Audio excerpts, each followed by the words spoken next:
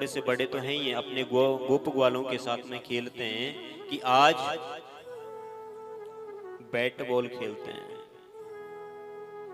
यमुना जी के किनारे सभी गोप ग्वालों को लेकर के भगवान खेलने के लिए पहुंचते हैं। और बॉल कैसे खेल रहे हैं कि एक दूसरे को मारते हैं। जैसे कैच पकड़ाते हैं ना कि एक ने मारी, दूसरे ने पकड़ी, दूसरे ने तीसरे को फेंकी, तीसरे ने चौथे को, इस प्रकार से भगवान खेल रहे हैं। फिर बैट बॉल भी खेल रहे हैं। तो भगवान ने एक ही बार में ऐसी बॉल मारी कि जो कि यमुना जी में जाकर के गिर गई है।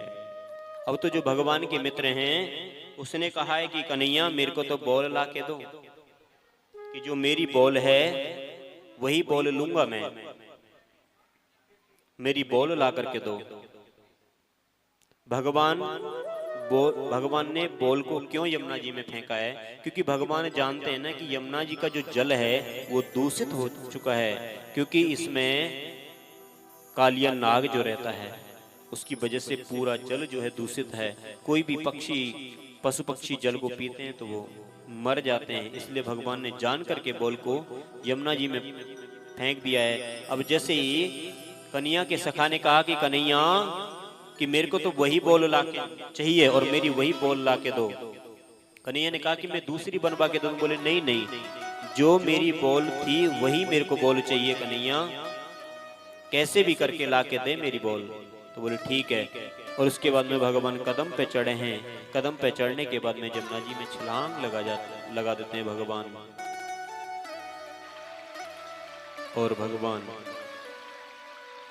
छलांग लगा करके यमुना जी में प्रवेश कर जाते हैं। और जहां पर कालिया नाग है वो शयन अवस्था में है, सोरा लेटा हुआ है। और नागिनों को बोलते हैं भगवान, उनकी जो पत्नियां उनको बोलते हैं कि जगाओ इसको। तो वो नहीं जगाती हैं। तो भगवान क्या करते हैं, उसकी पूंछ में पैर मारते हैं कि उठ।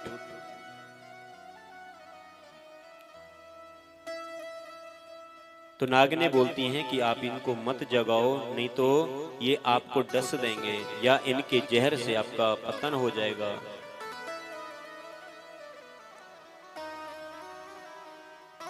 तो भगवान को बहुत समझा रही है, लेकिन भगवान तो लीलाधारी हैं, क्योंकि वो भगवान को पहचान नहीं पाई है ना।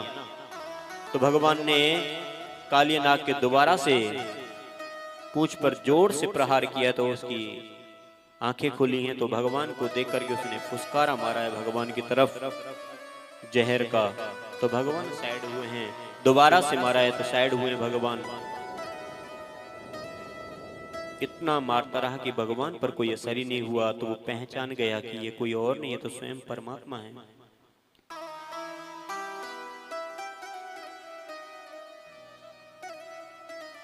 स्वयं परमात्मा है।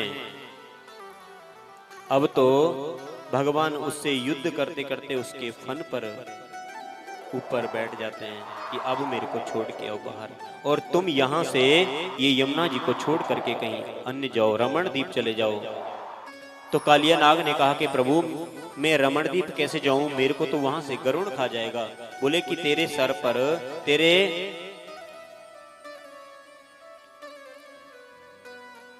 सर के ऊपर मेरे पैरों के चिन्ह जो हैं, कोई भी तेरे को खा नहीं सकता है, मार नहीं सकता है गरुड़ आपको। तो भगवान कालिया नाग के फन पर विराजमान हैं। और कालिया नाग भगवान को लेकर के ऊपर आते हैं। उससे पूर्व ही माता यशोदा को जैसे ही पता लगता है कि लाला यमुना जी में कूद गए हैं, तो मैया विलाप करते हुए वहां पर बेहोश हो गई हैं कि लाला तू क्यों गए यमुना में। कन्हैया के सखाओं को बोल रहे हैं कि क्यों रे लालाओ, कि तुमने मना नहीं किया मेरे कन्हैया को कि मत जा। ऐसी बॉल में कितनी बनवा के दे देती, रेशम की बनवा के दे देती, सोने की बनवा के दे देती, जैसे मांगते में वैसी दे देती, उसको रोक तो लेते। उसके बाद में जैसे ही भगवान को ऊपर आते हुए देखा है सभी ने कि भगवान जो हैं नृत्य कर रहे हैं उस नाग के ऊपर,